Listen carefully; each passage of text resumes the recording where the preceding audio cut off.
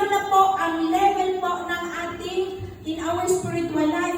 And we want to be spiritually mature. And this afternoon, ano ba ang mga ano ba ang ating gagawin? Kasi po, dito sa Romans chapter 8 verse 10 to 11, but sabi niya, but if Christ is in you, although the body is dead because of sin, the spirit is life because of righteousness. If the spirit of him who raised Jesus from the dead dwells in you, he who raised Jesus from the dead will also give you life to your mortal bodies through his spirit who dwells in you. So makikita po natin dito that why are a lot of people today, bakit sabi nila, marami naman akong pera, pero gusto mo pang dumami ang ating pera. Why are Christians, we can grow much more, pero hindi po tayo, sometimes matagal na po tayo sa ating pananampalataya, pero po ang ating spiritual is still the same. Hindi po tayo nag-level up. Hindi po natin ma-experience ang blessed, full life. So, be satisfied with something na gamay lang. But ito po ang ating tingnan. In the Philippines, yung mga tao na meron po sila mga natural mga resources, they are so gifted, educated, they are talented, at naagyon sila yung mga grabe ang ilang magyaman. Pero ang tanong, bakit tayo dito sa Japan, di ba, pinakalapan ang ating ipon, pero ang tanong, are we still mayaman or nagka-problema di mapunta? Bakit kaya? Ano ba ang meron? Ano ba ang meron? So, ato makikita dito, bakit sinabi niya kanina na maraming mga tao na gusto nilang dumami ang kanilang pera. Okay, gusto pa din nila nga ma-settle for something less. So, why are Christians? Ito po ang sinabi. Because we can grow much more. Na mag-bless pa yun na sobra. Na-experience po nato ang blessed God, sabi ng Panginoon. Ito po ang common mistakes about maturity. Bakit po? First is ang edad. Mayroon pag, I am mature because I am already mature. 60, 50, mature na po ako. So, if you look, ang atong edad, yes, sometimes that's right, that a lot of us, we are wise elderly. Right, nakaayuta. But if you agree with me, we met some people na dili makainon sila ikaw as they are mature because of their age. Maturity is not about age. Amen? Amen. Ang maturity dili parehas na sa imong kainanuman na ay mga tao na matagal na po sila sa in their spiritual life, but yet ang edad nila ganito na 50 pero they are not yet spiritually mature. They are still babies. So, 60 years old and be immature. You can imagine that for how many long years. Pero maturity has nothing to do with age. So, they take it for granted. Bakit po? Ang God's idea of maturity is, God's idea is that as we grow older, we get more mature. Di ba ba? As we grow older, we get more mature. And ito po ang second na mistake. If you look mature, you must be mature. Okay, if you look mature, you must be mature. Anak siya, 60, 70, mature naman na siya in his spiritual life, in her spiritual life. Okay, ideal na kayo siya. But that is not. Common mistake yan na hindi po.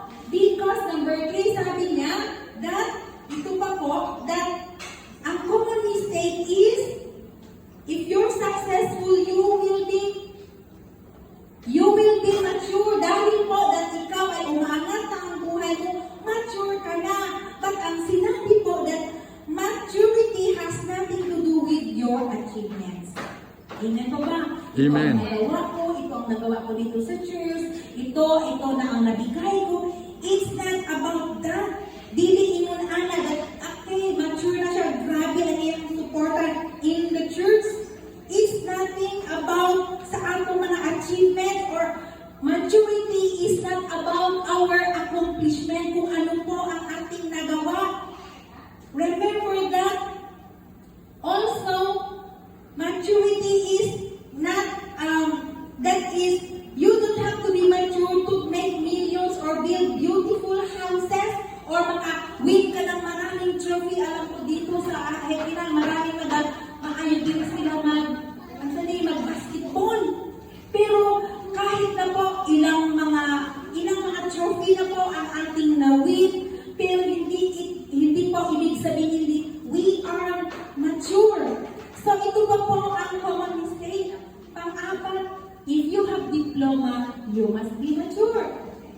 Meron po na maturity has nothing to do with academics or ang sabak, ang iyong ano ba, ang iyong degree, doktor ka ba or ano ka ba? And remember that you can have so many degrees, but because sabi po ni Dr. Fahrenheit, but does not make you mature. Kahit pa po maging doktor tayo, hindi po yan garantiya na tayo ay mature. So what is maturity then? Ano ba ang maturity mean? Ano ba ang ibig sabihin ng maturity in the Bible? Sabi ko ng ating Panginoon, maturity, what is maturity? Ang sinabi po ng Biblia, God says in the Bible that maturity is our attitude.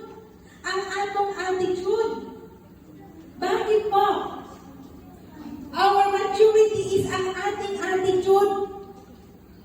Makitaan ka na siya is maturity is being positive under pressure.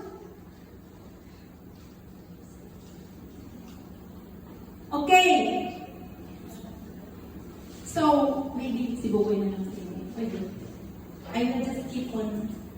Okay. Pwede. Okay. So, maturity is being positive. Is being positive under pressure. Sino ba dito ang maraming pressure sa kinabuhi? Naabadali? Grabe ang atong mga pressure, mga problema. Sabi niya po that maturity is being positive kahit po anong pressure ng ating buhay. Okay. So, pwede si Bukoy na lang. In James kasi, chapter 1, verse 2, hanggang sa 4, sabi niya, consider it pure joy whenever you face trials of many kinds. Sabi niya pa, bakit po i-consider natin ito?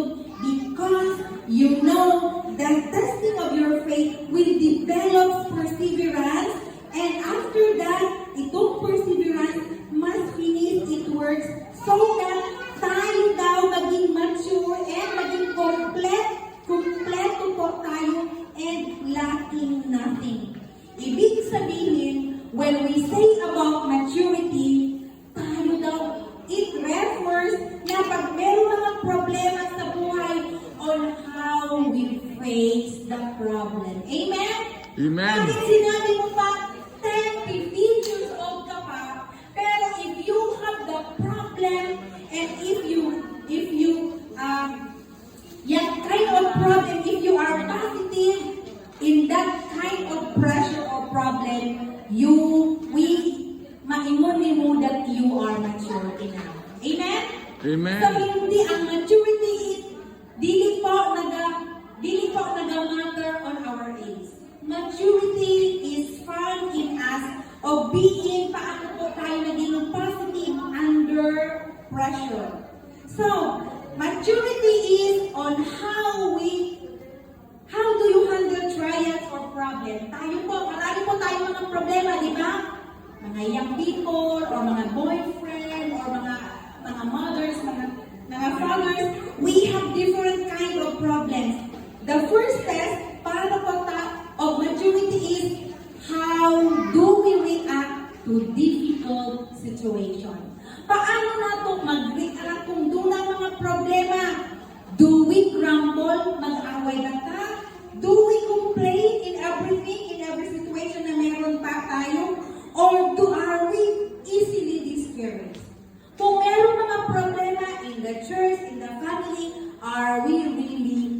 Encourage ba tayo? Diyan po makikita paano natin harapin ang ating mga problema at masasabi mo na isang taong yan is mature siya. Bakit po? Hindi siya madaling masuko.